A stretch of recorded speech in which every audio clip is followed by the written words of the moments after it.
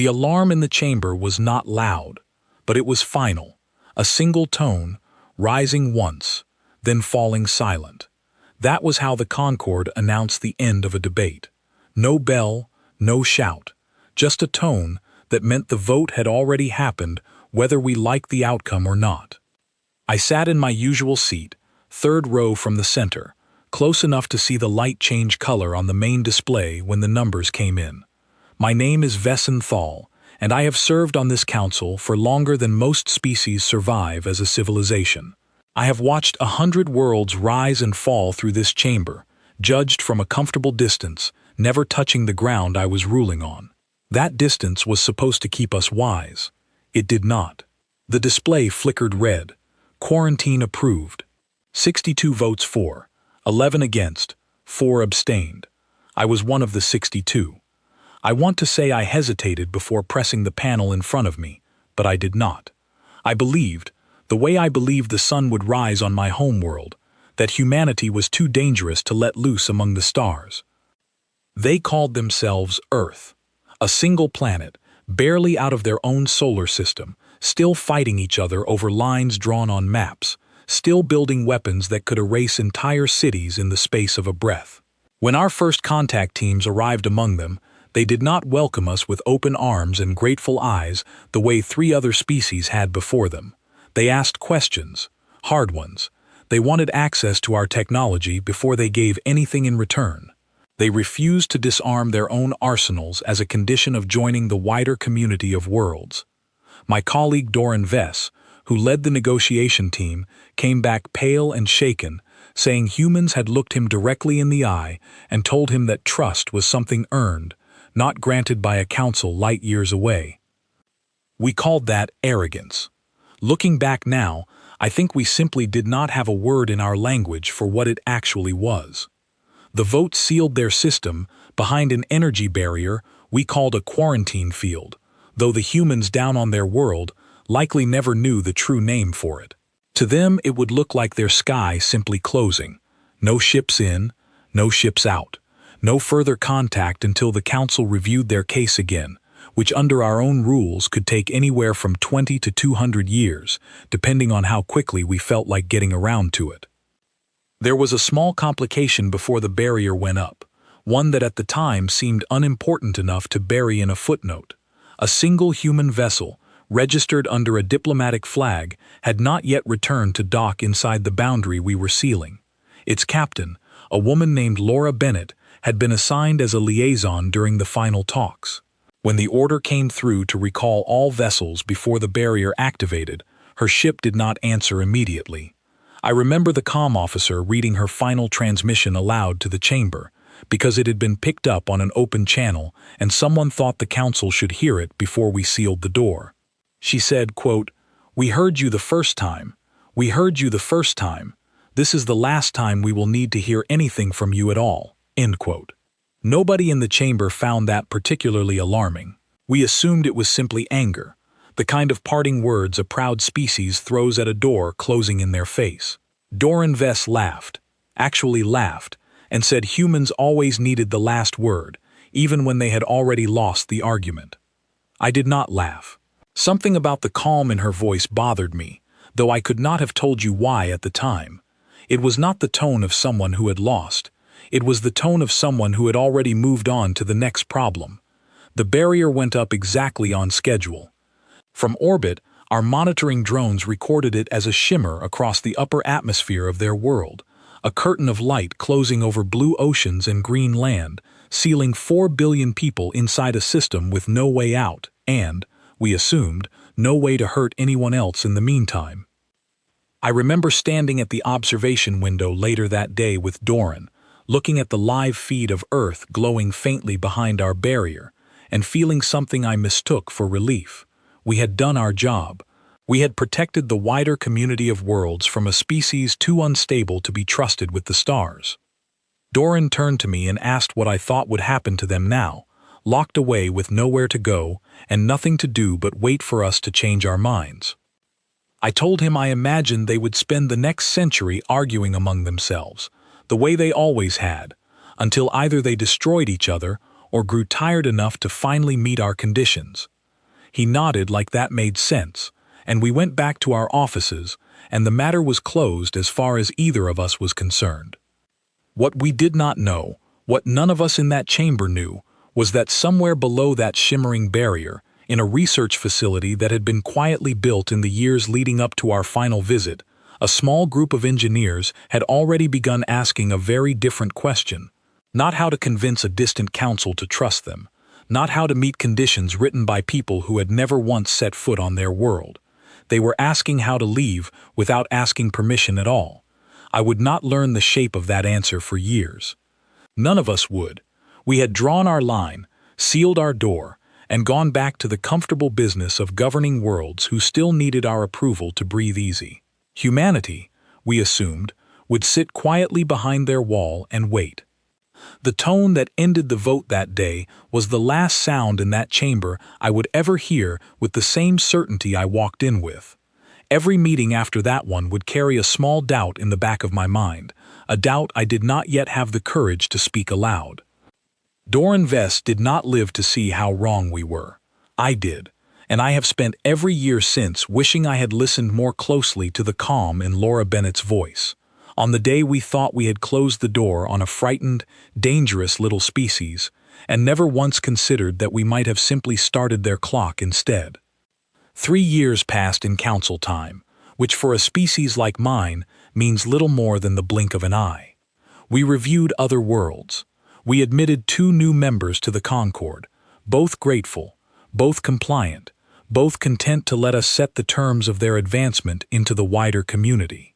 I sat through every session and voted the way I always had, and Earth became a line item in a quarterly report rather than a living concern. It was Doran who first noticed the numbers had stopped changing. Every quarantined world generates a stream of passive data, radio noise leaking up through the barrier, background chatter from television broadcasts and military communications, and the ordinary hum of a civilization talking to itself without knowing anyone outside was listening. For the first 2 years behind our wall, Earth had produced exactly the kind of noise we expected: arguments between nations, broadcasts about sport and weather and elections, the occasional military transmission, encrypted, ignored by our monitoring systems because breaking their codes was against protocol, without a formal review. Then, one quarter, the noise dropped by half. The next quarter, by half again. By the 3rd year, the stream had gone almost entirely silent, and what remained sounded less like a civilization talking to itself and more like a civilization that had simply stopped needing to speak so loudly.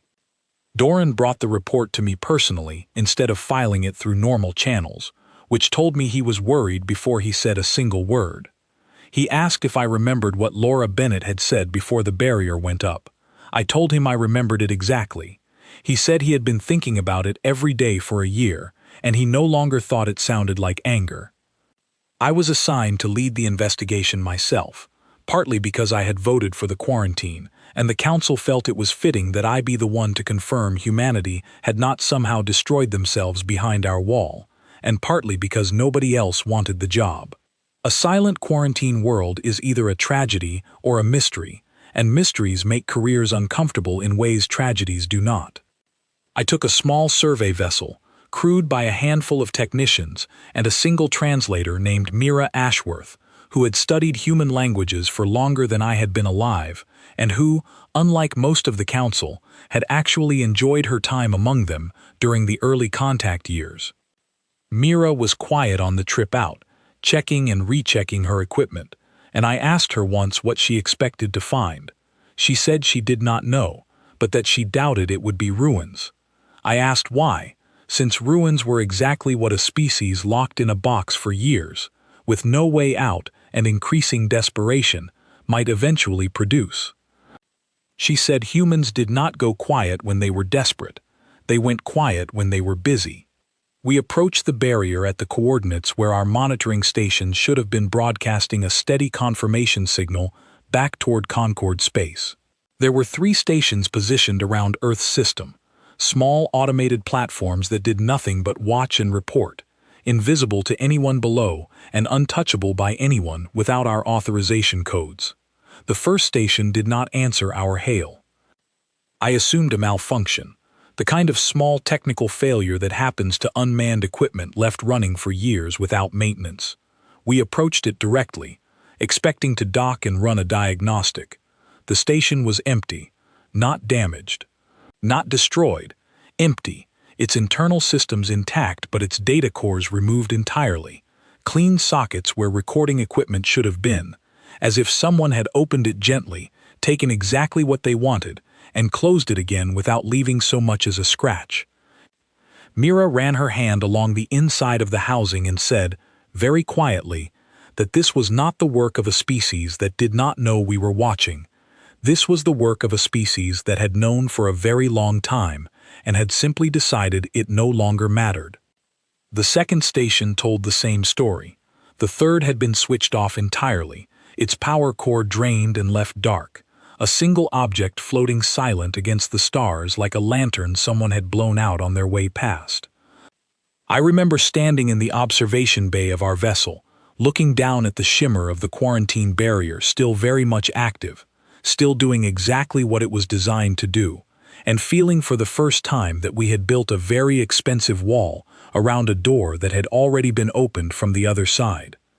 We found the buoy on our fourth day in the system, drifting just inside the edge of the barrier, close enough that our own field had likely kept it from drifting further out. It was not Concorde technology.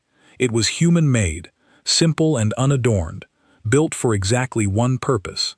Mira identified the design instantly, said it matched patterns her early contact teams had seen decades earlier in human deep space probes, message capsules meant to carry information a very long way with very little power. We brought it aboard, and Mira spent an hour running it through translation protocols before she finally looked up at me with an expression I had never seen on her face before. Not fear exactly, but something close to awe mixed with grief. She played the recording through the ship's speakers. The voice was Laura Bennett's, older than the recording from years earlier, steadier, and somehow more tired, in a way that had nothing to do with exhaustion. She said that if anyone from the council was hearing this message, it meant we had finally noticed the silence, and that we had taken long enough about it that she felt no particular urgency in explaining herself. She said that humanity had spent every year since the barrier went up doing exactly what we had accused them of being unable to do, working together, setting aside their old arguments, because for the first time in their history they had a single shared problem large enough to make all their smaller ones look foolish by comparison. She said the problem was us. She said humanity had not forgotten what she told us the day the barrier went up, and that she stood by every word of it, because it had never been anger at all. It had been a promise. The message ended there. No coordinates, no further explanation, just a single line repeated once at the close, spoken slowly enough that Mira did not need to slow the playback to catch it clearly. "We're done asking," she said. "We're finished." I sat in silence for a long time after the recording ended. Mira did not speak either, which told me she understood the weight of it as clearly as I did. We had assumed, all of us, that a species locked behind our wall with no way out would either destroy itself in desperation or spend its energy hammering uselessly against a barrier it could never break. We had never once considered that they might simply stop trying to get our attention and start building something we could not see. I ordered a full sensor sweep of the system before we returned to council space, expecting at minimum to find evidence of unrest, damage, some sign of the desperation we had predicted. What we found instead were quiet orbital stations operating exactly as they should, cities glowing steadily on the night side of the planet, transportation networks running on schedule, agriculture, industry, ordinary life continuing in a rhythm that looked less like a species trapped in a box and more like a species that had simply learned to live comfortably inside one while quietly building a key. Mira said something to me on the return trip that I have never forgotten and never fully managed to shake since. She said the council had spent so long deciding whether humanity was safe enough to let out that none of us had ever stopped to ask whether they still needed our permission at all. I did not have an answer for her then. I am not certain I have one now. What I did know, standing on that vessel heading back toward a council that still believed it had sealed a frightened, desperate species behind an impenetrable wall, was that the silence we had mistaken for surrender was in fact the quietest, most patient kind of preparation I had ever witnessed in 3 centuries of watching civilizations grow. We had not silenced humanity, we had simply stopped being able to hear what they were actually doing. And somewhere behind that shimmering barrier, a species we had judged too dangerous to trust, with the stars had spent every year of their confinement proving they no longer required our trust to reach them. The council chamber was louder than I had ever heard it when I delivered my report. Counselors who normally sat in bored silence through routine briefings leaned forward in their seats, interrupting each other, demanding clarification on details I had already explained twice. I understood the fear behind the noise, because I felt it myself, a slow, cold understanding that we had misjudged something so badly that the mistake could no longer be quietly corrected.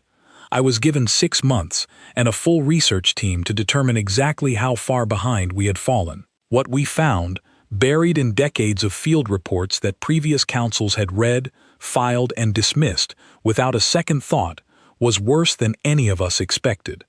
The first file that changed my understanding of humanity belonged to an engineer named Daniel Cole. Long before the quarantine, during the early years of contact when our observers still moved freely among human research facilities, Daniel had been flagged in a routine report as, quote, an individual of unusual persistence, end quote. The observer who wrote that report, a counselor named Farron Dahl who had long since retired, noted that Daniel Cole had proposed a folding drive concept during an academic conference that our own scientists considered decades beyond human capability. Farron's report dismissed the idea entirely, writing that human mathematics, while creative, lacked the foundational precision required to translate theory into function. I found Daniel Cole's name again 11 years later, in a report filed by a different observer, this one noting with mild concern that a small private research group, led by Cole, had achieved a stable subspace fold across a distance of nearly 40,000 kilometers, a result the observer described as, quote, likely experimental error, given known limitations of human technology, end quote. I sat with that phrase for a long time. Likely experimental error, not impossible according to their own instruments, not disproven by any actual investigation, simply dismissed because it did not match what we had already decided humans were capable of. There were more names buried in reports like that one. A materials scientist named Nora Bishop, whose work on self-repairing alloys was noted in a footnote as, quote, promising but unlikely to scale beyond laboratory conditions, end quote. 3 years before her designs were reportedly integrated into human orbital construction at a scale our own observers simply stopped tracking because the project fell outside their assigned monitoring parameters. A weapons engineer named Peter Grant, flagged once in an early report for proposing energy shielding technology our own analysts considered theoretically sound but practically impossible for a species without access to Concorde-grade power cores. His file ended there, no further mention. Not because his work stopped, but because nobody with clearance to update the file ever checked on him again. I began to see a pattern emerging from these scattered footnotes, and the pattern frightened me more than any single discovery could have on its own. We had not simply misjudged humanity's temperament, we had misjudged their capability at every single turn, and every time the evidence contradicted our assumptions, we had filed it away as an anomaly, rather than admit our model of them was wrong. Mira Ashworth, who had joined my research team at my request, put it more bluntly than I would have dared to in an official report. She said we had spent so many years deciding what humans were incapable of, that we stopped actually watching what they were doing. The council convened an emergency session once my preliminary findings were compiled, and it was there that the argument I remember most clearly took place. A counselor named Vantor Els, a hardline voice who had always distrusted humanity more than most, stood and demanded immediate military action, arguing that a species capable of hiding advanced technological progress from Concorde observers for over a decade could not be allowed to remain quarantined without a direct show of force to reassert control before they became an active threat. I asked him a simple question in front of the full chamber. I asked him what exactly he proposed we use force against, given that every scrap of evidence available to us suggested humanity had done nothing but build quietly behind a wall we ourselves had constructed. I asked him whether the crime we intended to punish was aggression, or whether it was simply the crime of proving us wrong.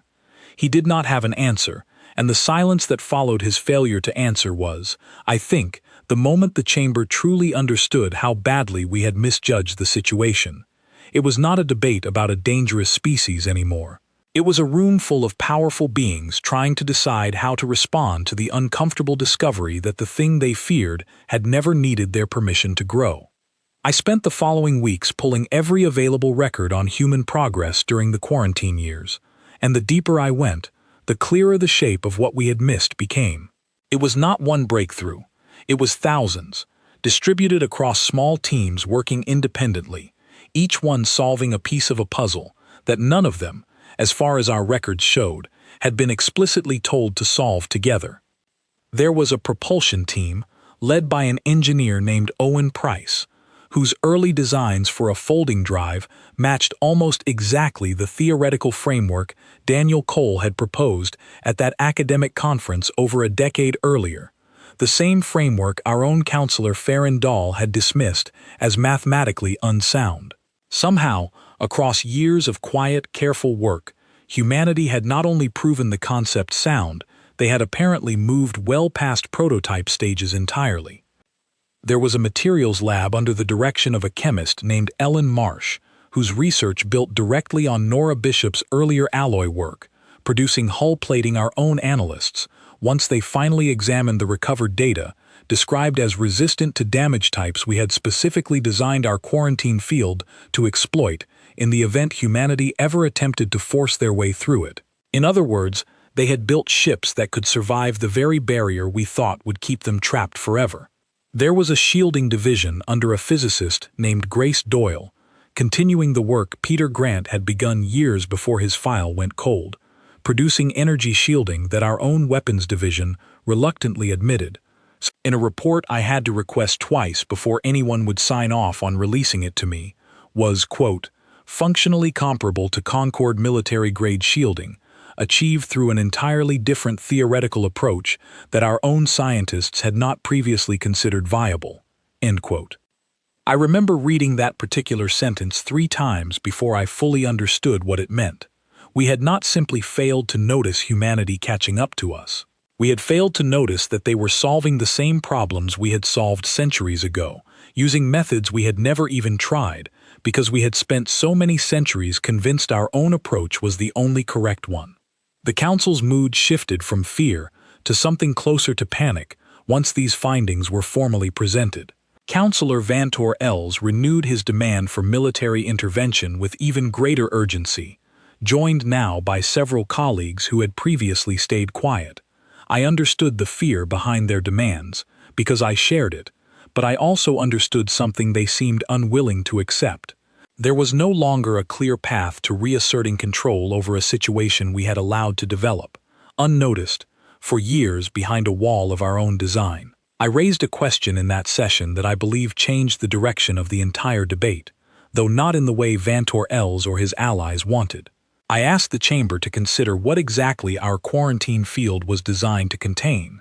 It was built to prevent ships from crossing its boundary using propulsion and shielding technology consistent with what humanity possessed at the time of its activation. If humanity had since developed propulsion and shielding technology that operated on entirely different principles we ourselves had never modeled into the barrier's original design, then the uncomfortable truth was that our wall might no longer be a wall at all. It might simply be a door we had not yet noticed had been quietly unlocked. The chamber went silent at that. Vantor Els, to his credit, did not immediately argue. He simply asked, in a voice much quieter than the one he had used moments before, whether I was suggesting we no longer had any real control over the situation. I told him I was suggesting exactly that, and that the only remaining question was whether we would learn the truth of it by choice, through honest observation, or whether we would learn it the hard way, the same way we had learned everything else about humanity since the day we sealed them behind that barrier. It was Mira, sitting quietly beside me during that session, who finally said the thing none of the counselors seemed willing to say aloud. She said that, in her professional opinion, based on years of studying human behavior, long before any of this began, humanity had never once been trying to escape our wall at all. They had simply been waiting until the wall no longer mattered to them, and building, quietly and patiently, until the day arrived when they would not need to ask us anything ever again. I looked around the chamber after she said that, at counselors who had spent their careers judging weaker civilizations from a position of absolute confidence, and I saw for the first time real uncertainty on faces that had never shown it before. We had built our entire relationship with humanity on the assumption that we held every advantage, that time was on our side, that a quarantined species had no choice but to wait for our permission to move forward. What none of us had considered, until the evidence left us no other option, was that a species capable of solving problems we had never even thought to ask, using methods we had never respected enough to study, might not be waiting for us at all. They might simply have been finishing something, quietly, patiently, while we spent years congratulating ourselves on having successfully contained them. The final piece of evidence arrived 3 days later, delivered by a long-range monitoring drone that had been quietly repositioned at my request to watch the edges of the quarantine barrier more closely than our official protocols required. The image it returned showed movement along the inner boundary of the field, faint at first, then unmistakable.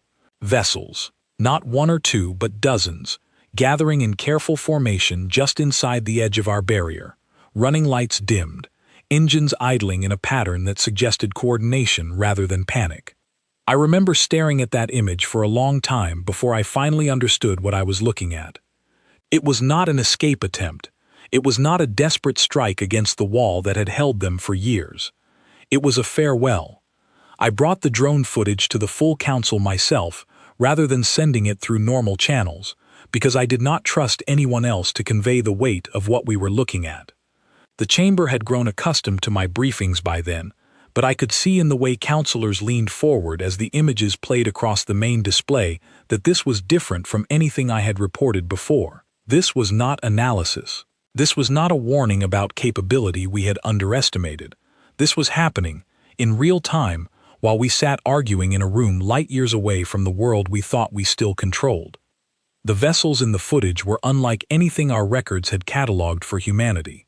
Long, angular hulls plated in the same alloy Ellen Marsh's lab had developed, running quietly with the shielding signature Grace Doyle's team had pioneered, arranged in formations that suggested not a single ship testing its limits, but an entire fleet moving with practiced coordination. Mira, standing beside me at the display, counted 42 distinct vessels in the initial image alone, and noted quietly that the formation pattern resembled colonization deployment structures humanity had once used for early orbital stations, scaled up to a size none of us had believed them capable of achieving in secret. Counselor Vantor Els asked, in a voice with none of its earlier aggression left in it, whether this meant an attack was imminent. I told him I did not believe it did. Nothing about the formation suggested hostile intent.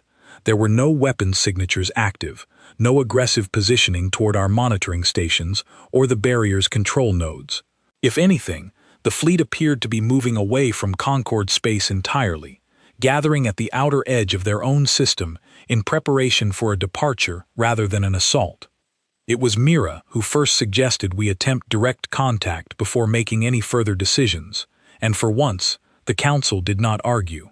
I think by that point, every member in that chamber understood that we had run out of assumptions to fall back on.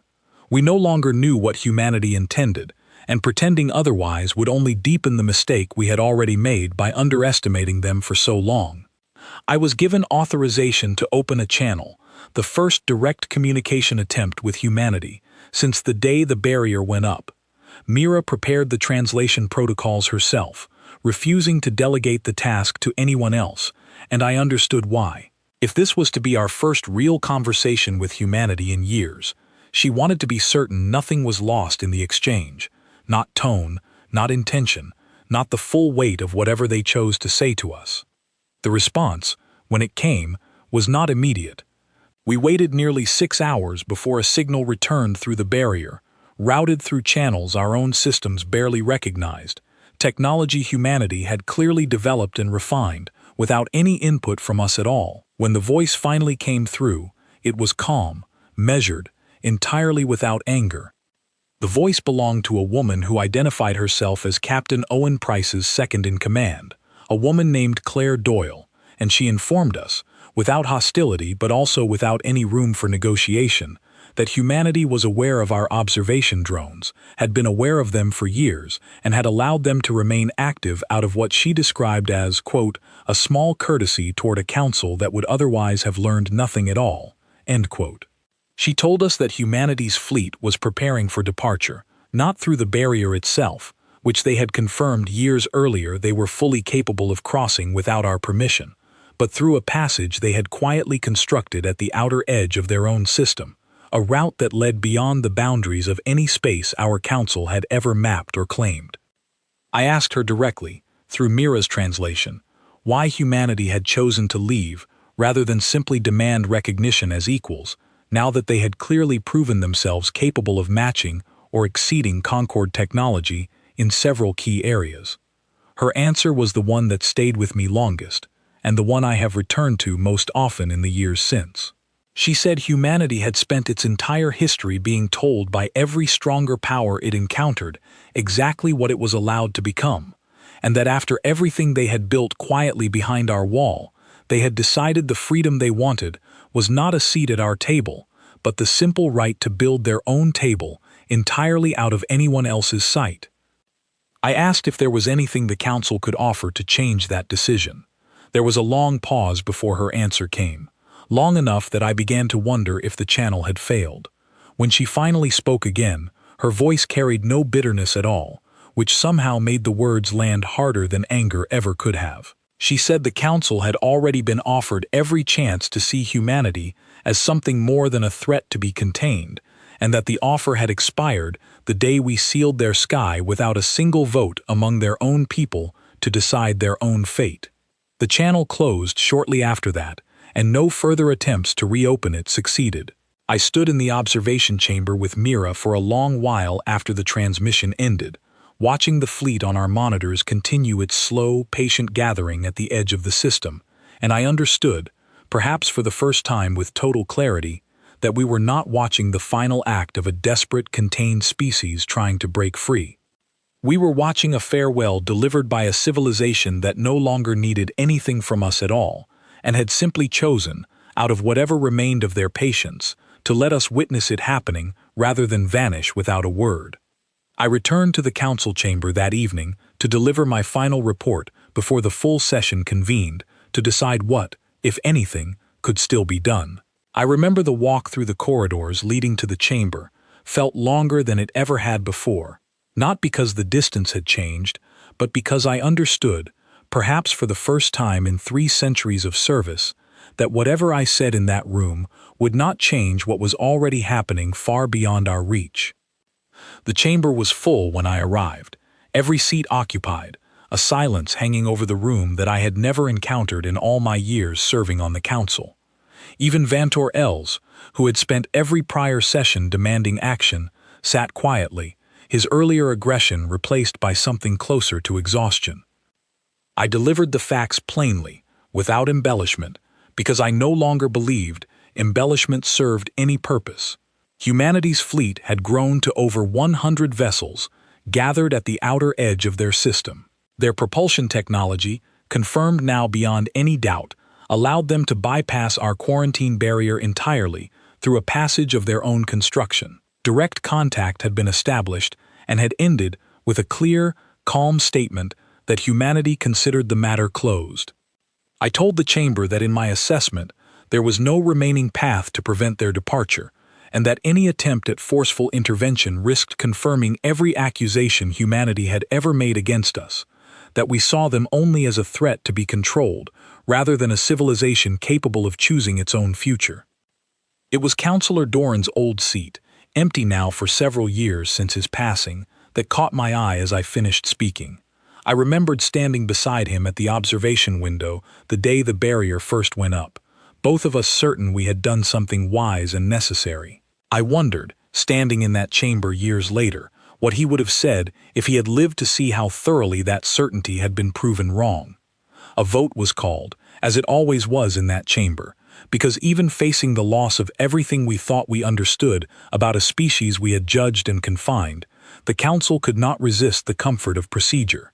The question was simple: did we attempt to prevent humanity's departure by force, or did we allow it to proceed and formally acknowledge that our authority over their system had ended? I voted to let them go. I was not alone. The final count was 41 in favor of allowing departure, 32 opposed, 4 abstained.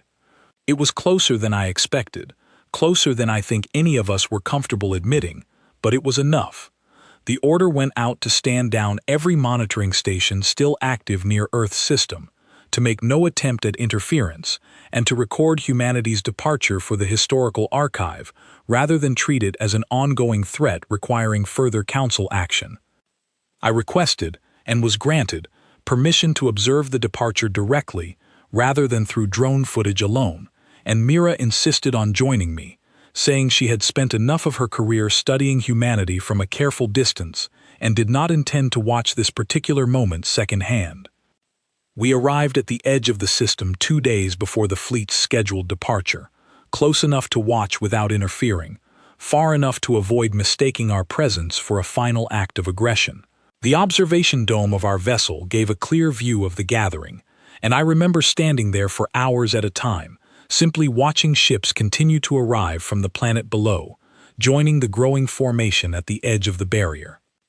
On the final day, the fleet numbered 163 vessels, arranged in a formation so precise it looked almost artistic against the backdrop of stars. A slow, deliberate spiral pointed toward the passage they had built, beyond the reach of any map we possessed. I watched the first ships enter that passage exactly on the schedule Claire Doyle had described to us during our final contact. No hesitation, no chaos, simply a steady, patient procession of vessels disappearing one by one into a corridor of space that led somewhere none of us would ever be able to follow. Mira stood beside me the entire time, saying very little, though near the end she spoke one sentence I have carried with me ever since. She said that in all her years studying this species, she had never once seen them move with more certainty than they did in this moment, leaving behind everything we represented without a single backward glance. I did not know, standing in that observation dome watching the last vessels vanish into the passage, that we would spend the following years trying and failing to understand exactly what we had lost, and exactly what we had allowed to walk away from us because we had spent too long deciding what humanity was allowed to become, instead of asking what they actually were. The council chamber felt different after the fleet's departure was confirmed, and it remained different for a long time afterward. I do not think any of us fully understood, in those first weeks, how deeply the event would reshape the way we approached every civilization that came after humanity.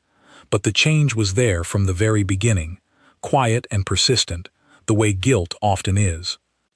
I requested, roughly 2 months after the departure, permission to attempt one final act of contact.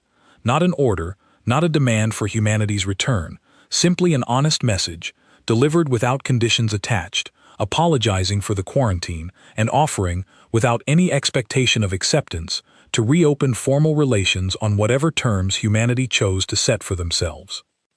The council debated the request longer than I expected.